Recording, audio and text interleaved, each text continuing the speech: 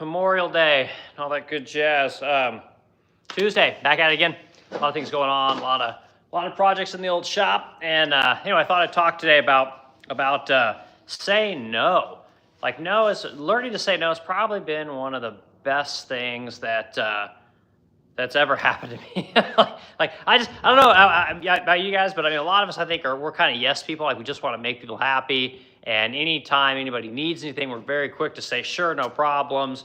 And the truth is that learning to say no is so damn liberating. And extends even beyond like myself, right? As a society, I think we probably need to learn to say no a hell of a more. I mean, like, so much more. We say yes to way too many things in life. And truth is that, we shouldn't give in to the temptation to always help people. We shouldn't give in to the temptation to always, kind of do what other people need us to do so that they end up getting what they want, because there's this idea that that's always going to feel good. And in a way it kind of does, but it could just really lead you to be a little self-sabotaging.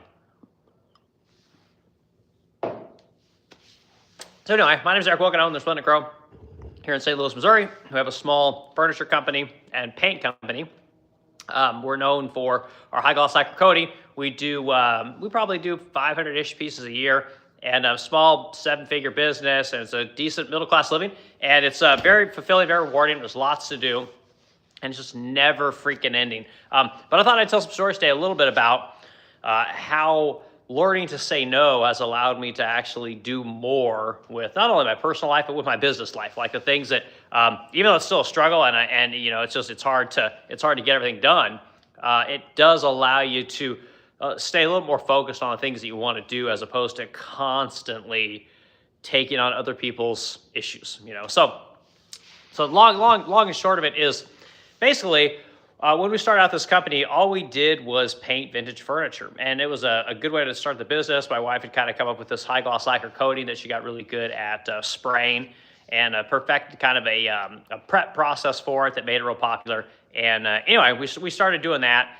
And then eventually it got to a place where, we were doing a lot more volume. And so we had to fix a lot of furniture. Like, we'd have to, fix veneers, and we'd end up, fixing legs. Maybe it was repairing hardware. I mean, hell, who's ever tried to repair cast hardware? It's kind of an art. But anyway, there's all these little things that you have to do when you're learning to repair vintage furniture and sell vintage furniture. But as the vintage furniture started to go forward, Suchetta had the idea of adding bases to things, and customers would want us to cut off feet and put taller feet on. They'd want us to, take a door out and put drawers in there, gut the center of cabinets to turn them into vanities. That was a real popular thing.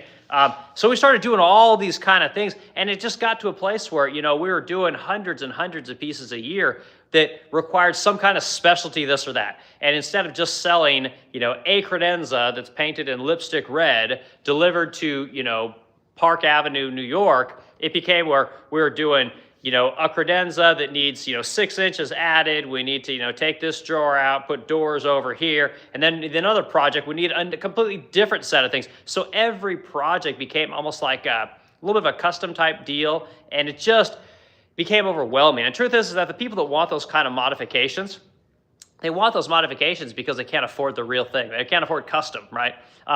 Some people say, well, no, they want it to be sustainable and they want to use vintage. And no, they don't. They can't afford what it costs to make something new, right? So if you can get to a place where, yeah, I need that sale, I'm going to do all these mods to get that sale, it's okay in the beginning, but it can drag you down, right? And it can get to a place where you're doing so much work for not a lot of money, So being able to turn that off and say no to that work, super liberating. It opened us up to be able to focus more on making new furniture, to focus more on kind of more curating what it is we wanted to work on, as opposed to just taking on whatever we could get, which is how most businesses start, don't get me wrong. But at a certain point, as you're growing your company, you have to be able to say no to specific kinds of work, because you have to draw that customer. You have to take that customer who wants a ton of work done to this vintage thing, and you have to push them into wanting something new, because at the end, it's just easier. You can charge more for it. The customer's going to get more of what they want in the dimensioning and in the features, and it's just a win-win, and the customer isn't going to complain nearly as much. Like, I'll tell you what, there's nothing worse than a customer that wants you to do a whole bunch of work to a vintage piece of furniture. They just nitpick the shit out of everything that you do. It's so aggravating. Whereas the person that will pay double and just buy something new will never even have any questions. They won't say a word. It's a very weird kind of thing. So anyway, okay, people coming in. All right, Daniel Alexander's here.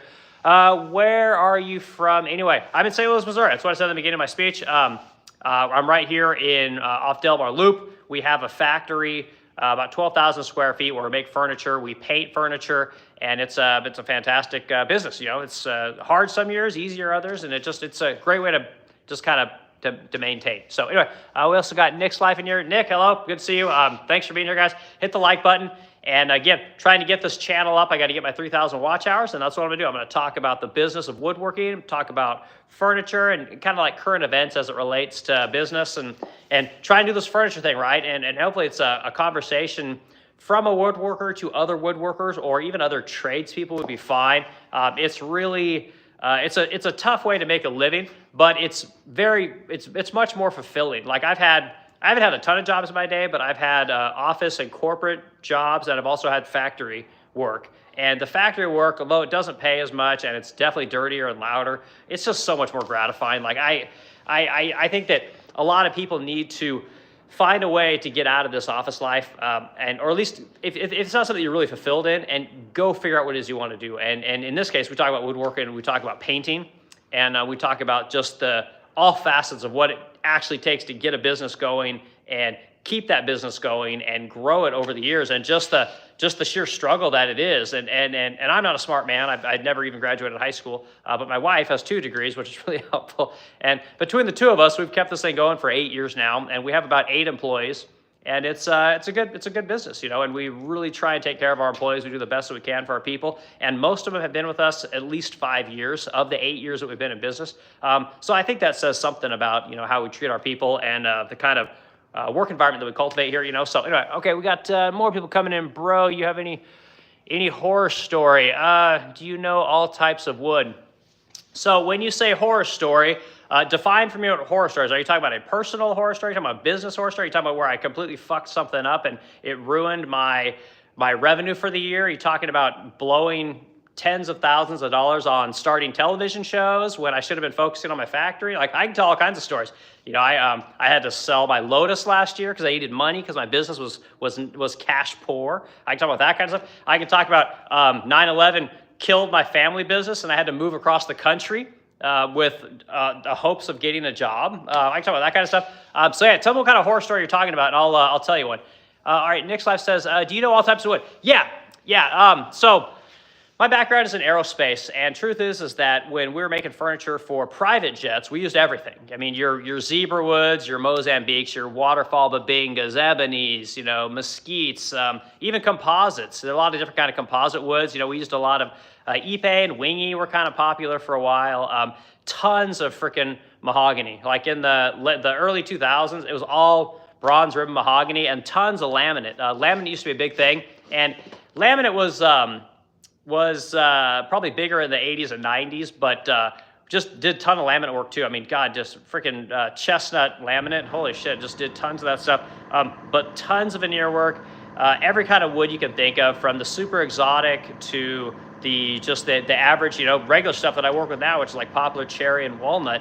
But yeah, work with it all. The big logs, the big wood, the small wood, the veneers, just whatever you want to do, all the composites. You know, I've done all the Kevlars, the carbon fibers, you know, the phenolics, Delrins, nylons, just anything you can possibly think of, we've done it. I spent 3 or 4 years doing sheet metal work, bending up airplane parts, sheet metal parts for airplane furniture, you know, attaching stringers and all kinds of, just it runs the gamut, guys. Like, it literally runs the gamut. Like, I think at this point, if it's on an airplane, I've probably done something with it. And if it's in the woodworking space, I've probably done it, you know. So I've got, I do a lot of different kinds of wood-based projects. Mostly now what I do, though, is painted, right? We high gloss lacquer. If you go to resplendentcrow.com, you'll see our finish. It's basically the high gloss colored stuff that everybody, you know, the women really like. You know, they can see themselves in it, do their makeup. But we also do the high end,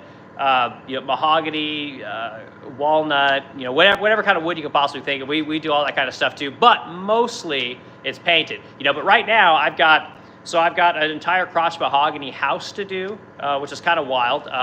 They're turning a big estate into a wedding venue, and so we have to make a massive 15-foot dining table out of crotch mahogany. We got to do sideboards, credenzas, just all kinds of stuff, and it's all crotch mahogany, which I don't normally work with here at the Resplendent Crow, but I'm going to dig out my, my skills from, 10 years ago, and we'll start making stuff. So I got a lot of cool projects to make. A lot of cool customers come in, look at our stuff that's painted, and then they always ask, well, do you do stain stuff? And most people don't know that we'll do stain grade furniture, but we're just not known for doing it because we founded this company doing high gloss lacquered stuff, So that's kind of what it is. But yeah, to answer your question, Nick, like all types of wood, man. Like I said, go on resplendentcrow.com, you'll see some of it. But just not a ton of it. Like it's mostly high gloss lacquer stuff. But anyway, back to what I was talking about with being able to say no, guys. Like it was the thing that was so liberating for me because yeah, you're gonna lose some work. There's no doubt about it.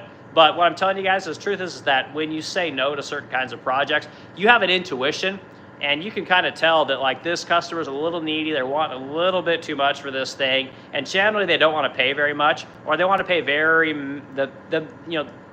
minimal amount of money, and they're not just going to meet your requirements, right? They're going to kind of fight with you a little bit, and you just got to learn to say no to that shit. You got to kick it all out, and again, it's kind of scary in the beginning because you don't necessarily have a ton of sales, but the people that you do want to come into your store or to come into your website like we have, it will happen, And truth is that I'll tell you guys this: a person that wants you to modify a vintage piece of furniture for, say $3,000, whatever, gut the center of it so they can put a sink on it. That's real popular. Those people will have 1,000 questions and they will nitpick everything that you do. Whereas the person that's willing to pay $5,000 for you just to make them something that looks kind of vintage-like and has the, the height that they want and the depth that they want, they never ask any questions. I said this kind of at the beginning of the stream, but that's just kind of how it is. Like in saying no, it just frees you up to do so many other things, and you get the riffraff out of your client base, because you just don't want to deal with that stuff. It's like I said, guys, it's not really worth it. Okay, next one. I feel like I'll be a good educator for the stream, so I subscribed. Yeah, well, I hope so. So if you guys go on Modern Woodrunner here on YouTube, or there's modernwoodrunner.com, but there's also the resplendentcrow.com. We're on Instagram, Facebook, all that kind of stuff. You can also go to resplendenthome.com, and all of our stuff is on there. Like all the stuff we make. So when I started this company, when my wife started this company, she was just painting vintage furniture. That's it. And she didn't know how to ship it. She didn't really have a setup. I literally painted it in a 1.5 car garage here in Creve Coeur, Missouri, which is basically just St. Louis. That's all we did was vintage stuff. But as I came on, I started making more things and showing people what we could kind of do. More people just want us to make stuff. And now most of what we sell now is just newly made furniture that we make right here in St. Louis. We don't outsource it to other places. We're not, a super high volume manufacturer. Like we don't do that. Like the intent of this company is to, yes, make money, but it's to, make a really cool product that, a handful of people touch. And, when someone has one of our pieces of furniture, they know Eric probably built it. They know Noé probably painted it. They dealt with my wife when it came to purchasing it. It's not some nameless, faceless group of people. It's a legitimate, people. And that's why we do this.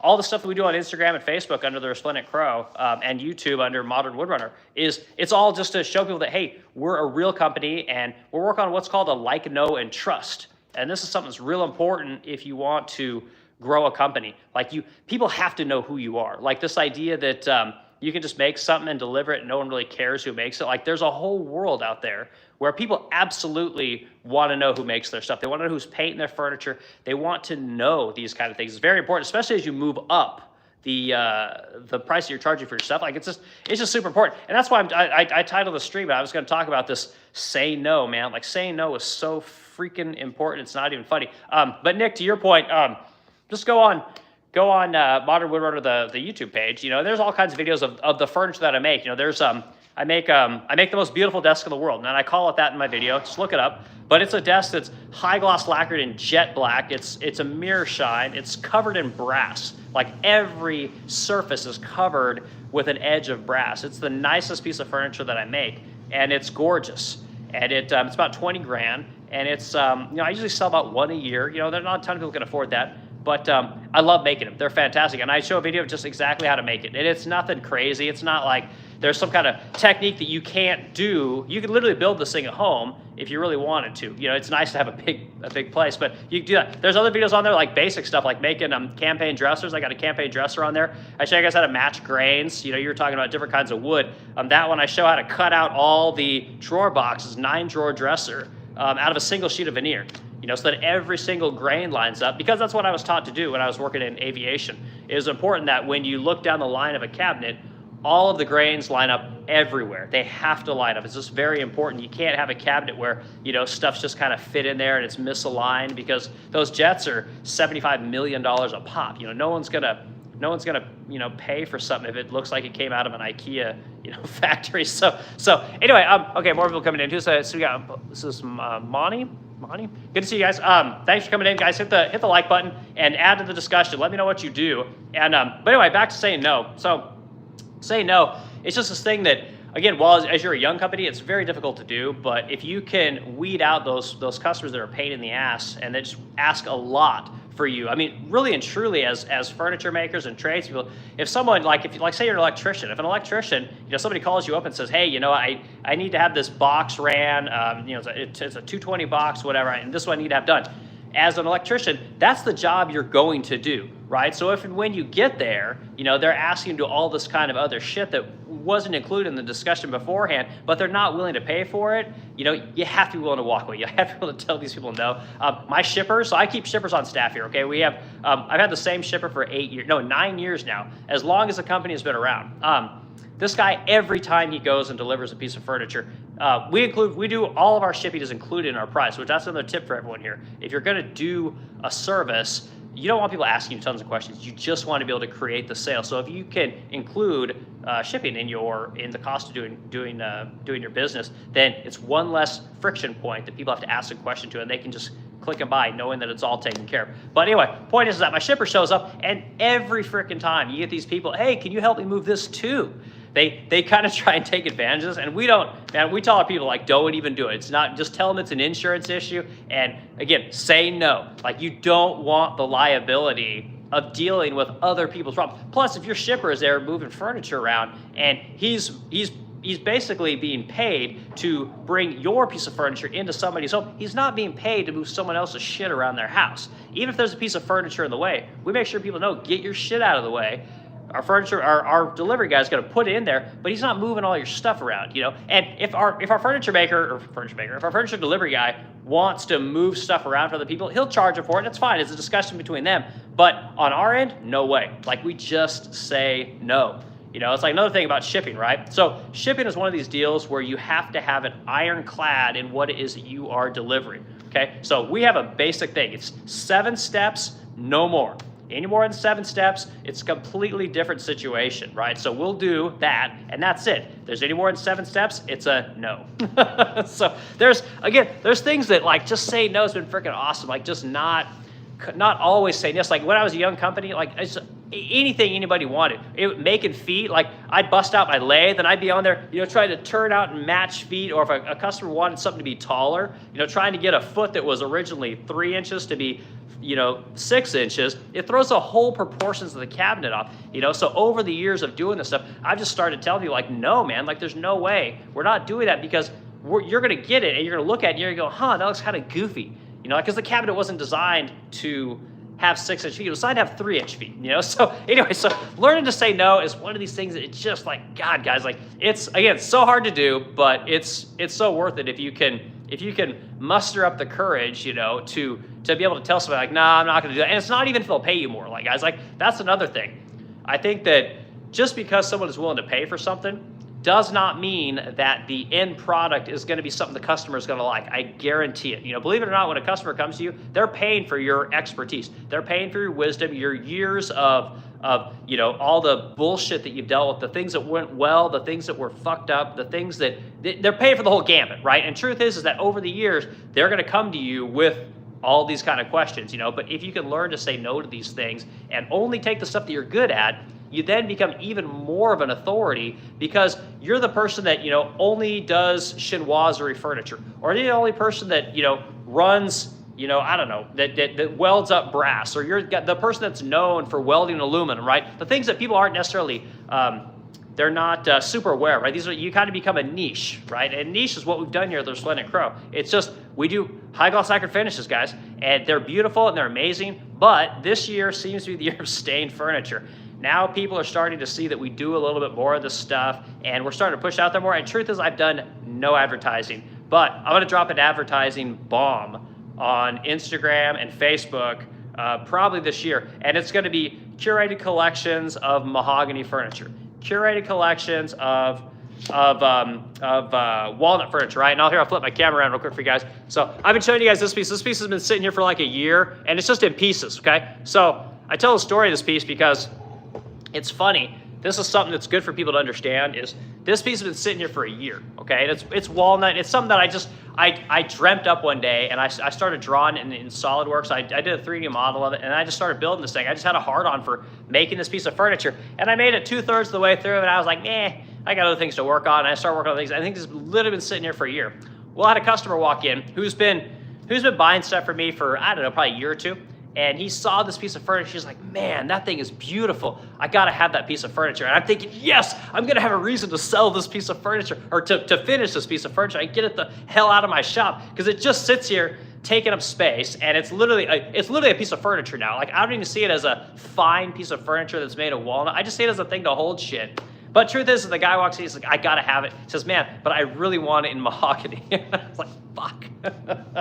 I had the opportunity to sell this thing. I should have tried to give him a discount or something, you know, so I get rid of this thing. But truth is that like this particular credenza is gonna take me, it'll take me 40, 50 hours to build this thing. Like, even though, because I've only done one of them, I don't have like real set, I don't have any jigs for it. I just, like I said, guys, I came in one day and I was like super excited to just build something. And I just started building this thing. And it turned into this cool cabinet, and I think it's gonna sell into other things, but I'm gonna get this thing done, and I'm gonna be doing a lot of this walnut and mahogany type furniture, because what we do with the Resplendent Crow is, and you guys let me know if there's other companies that do this stuff, but what we do here at the Resplendent Crow, and you guys, I mean, you're gonna have to take my word for it, you're gonna have to go on the resplendentcrow.com, which is our website where we sell all of our furniture. And we make very detailed furniture. I make pieces of furniture where we've got, you know, a dozen different trims on it.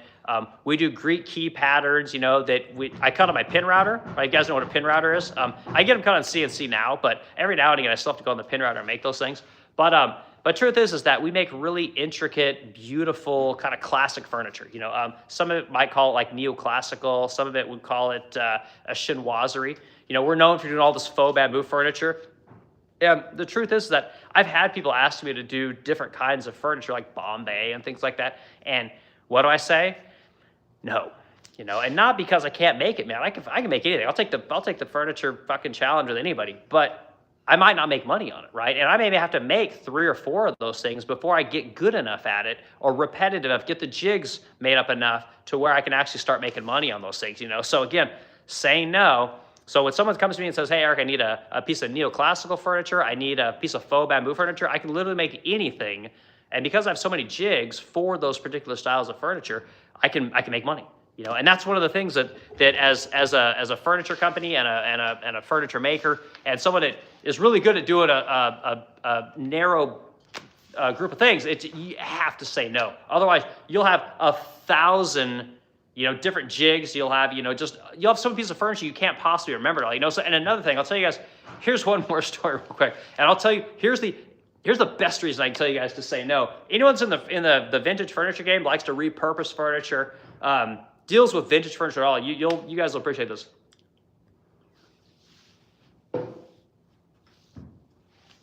So over the years, we've taken on like pretty much any kind of vintage furniture, anything we thought would possibly sell. We would tell our pickers, yeah, we'll come pick it up or drop it off. And at one point, I had over 400 pieces of furniture upstairs. Okay, so the first level of our factory here is all, you know, I think it's like 9-foot ceilings, but there's a whole second story that's just full of vintage furniture. It's all on the resplendentcrow.com.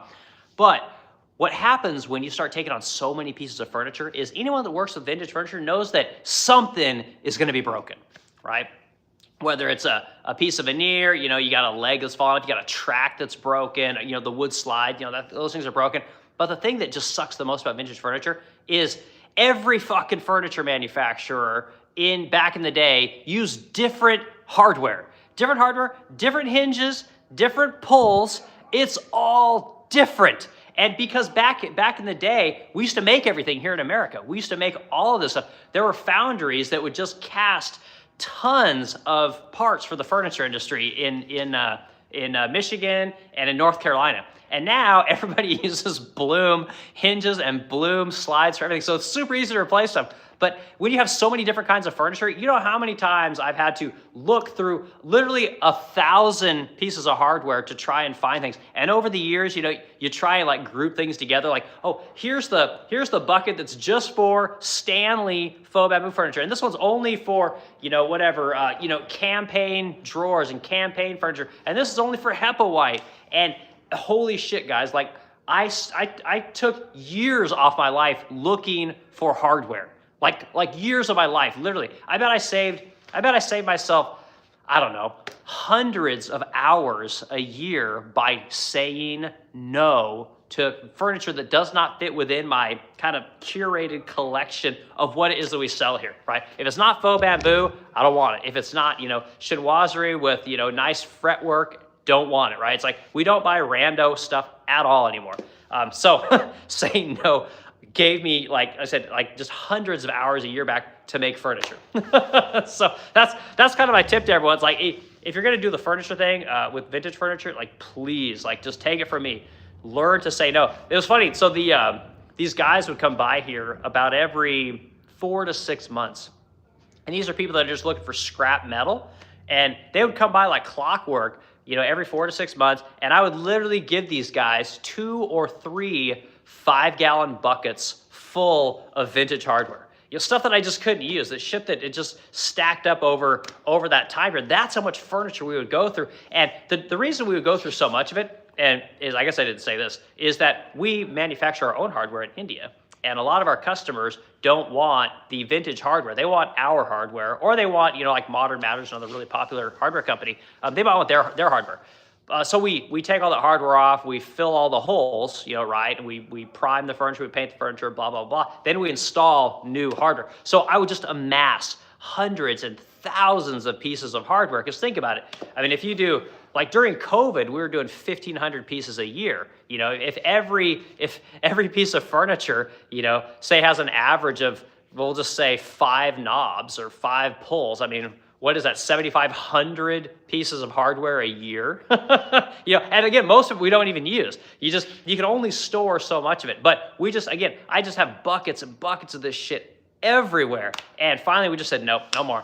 These are the pieces that we're gonna use, and we're done. You know, so saying no, like, is so valuable, guys, especially as you start to like kind of grow your business a little bit. You do it for a long period of time. This shit just stacks, and it's everywhere. And the truth is here's the worst part, guys. When you have so much hardware, you in your head are even thinking like, oh no, I probably got that, you know. And because as business owners, we're cheap. You know, we're not willing to say, you know what, I'm just going to have another one made, or I'm going to go buy a whole another piece of furniture that has what I need. Bring that piece of furniture. That way I know I have everything I need. You'll go back there and there's just shit scattered everywhere. And you'll just be like, and you'll start pulling it through. Oh, that kind maybe, no. And you'll find it and it'll be damaged.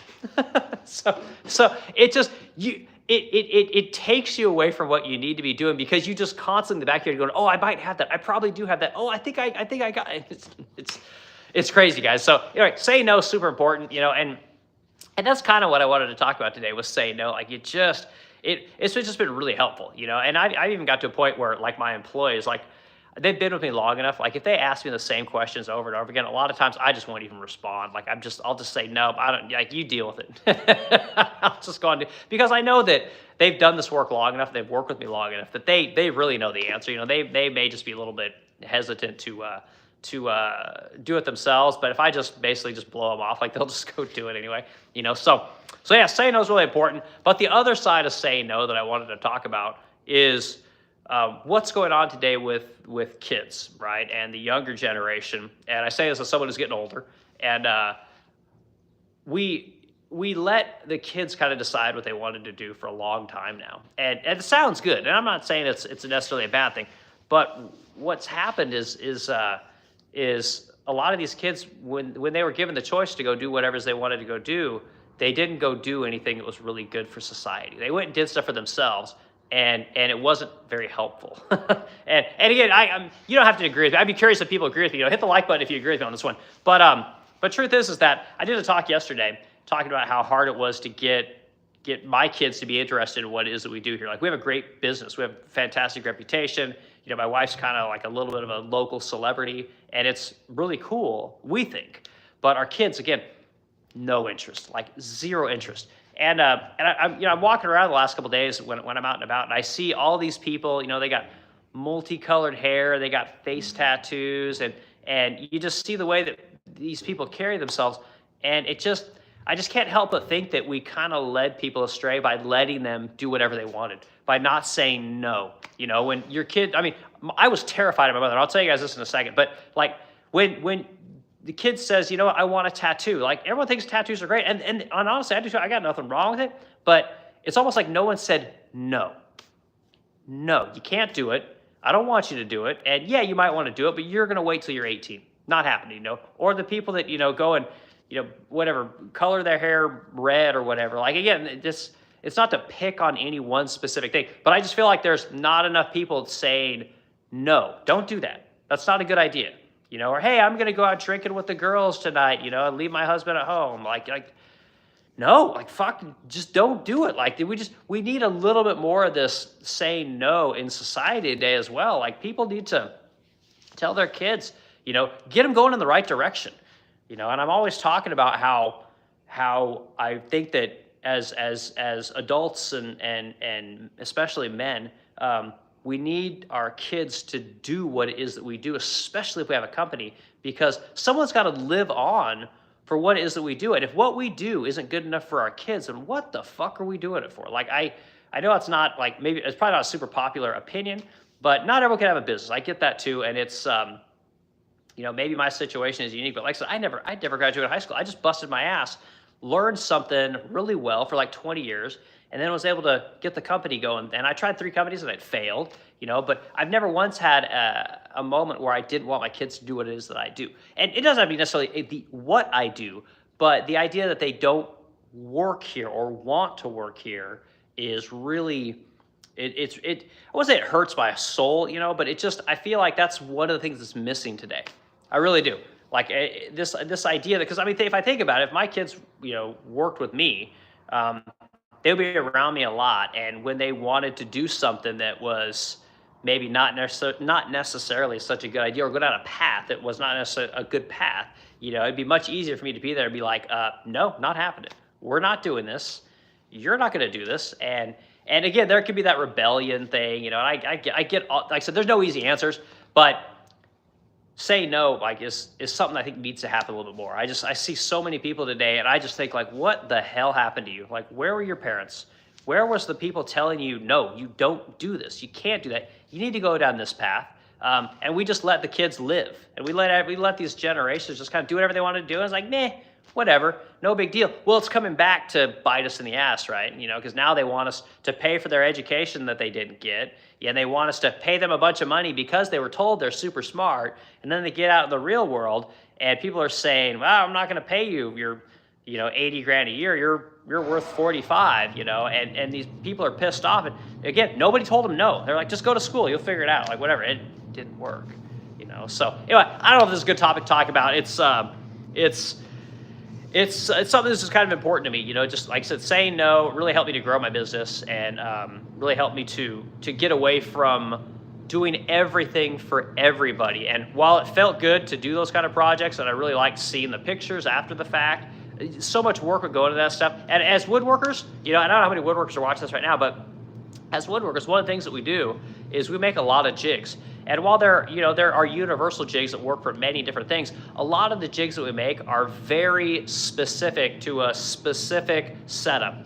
Are jigs that are used for putting mortises in round round parts is very different than a jig that's used for putting a mortise in a flat part. They're very different, So when you take on all projects, you try to be all things to all people, you just end up with just tons of shit everywhere. And you'll have a million jigs and a million parts, and you're not able to get really good at what you do, which is whichever facet of work it is you're trying to do. If you could say no to the periphery and just focus on the meat of what it is you want to do, it really helps. So it's really important that I thought it'd be a good thing to talk to people about. And it's a simple message. I know that it's not necessarily going to resonate with a ton of people, but the point is that, again, being able to say no to things so you can focus on what you're really good at did help me. And it was kind of scary at times to tell somebody who's trying to throw $3,000-4,000 at you to like, no, that's not really what I'm going to do anymore. It's very difficult to do that. But when you do that long enough, eventually people stop asking. And I don't know if it's because the people stop seeing that you did that stuff over the years, their friends stop seeing it, and it just doesn't become a thing anymore. And the stuff that you do put out into the world, more people see it, they start asking about that. So again, that's kind of my message for today. And what about 35 minutes? That's a pretty good time for now. Hit the like button if you guys are in the thing. It really helps the algorithm. And again, I'm trying to kick this thing around to get to my 3,000 hours. And I'm just going to keep talking about woodworking, what I've learned over the years, talk about the business of woodworking, and anything else people want to talk about. I don't mind sharing stories. Pretty open book. I talk about revenues, I talk about profit and loss statements, I talk about all kinds of stuff, kinds of furniture that I build, the jigs, where I buy stuff, how we do things. I like to just really fill people in on what it is that we do here at the Resplendent Crow. That this is a real company. And last thing, I know this doesn't get me much praise, but I think there's a real problem with content creators today on YouTube not sharing what it's really like to run their operation. And I don't know if that's because people just want to be entertained. They don't care about any of that, but it's important to me. So that's what I'm just talking about. So if you're interested in the woodworking business and you're interested, you want to start a woodworking company, you have aspirations of that. I mean, I tell everyone that watches my streams, I say, hey, if you ever come to St. Louis, look up the Resplendent Crow and come say hi. You just come right in. It's not a big deal. It's the only building that has a pink door because we're a high gloss lacquer company and our base color is pink for our brand. And anyway, come in and say hi. And it's a cool business. I'll show you exactly what we do. I'll show you guys how we take all the pictures, all the kinds of furniture, how we paint. I'm always interested in helping people start business because, like I was saying earlier in the streams, I think it's really important that we get people running companies, starting companies, taking that plunge, because the big problem with society today is consolidation. Which I don't talk about it a lot, but there aren't a lot of furniture makers left, especially old, really good furniture makers. Most things are being cut on CNC routers. Most things are pretty generic and homogenized. It's rare that you find people today that can make anything, that know how to, cut out parts and square up parts and build cabinets and carve and just the whole gambit, know about, selecting woods and painting and welding and just the whole gambit of fabrication. It's very rare to meet those kind of people.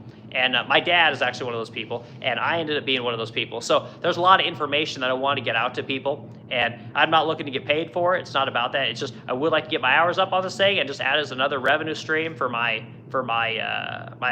business. We have lots of revenue streams. I talk about all that kind of stuff, and it's a real business, guys.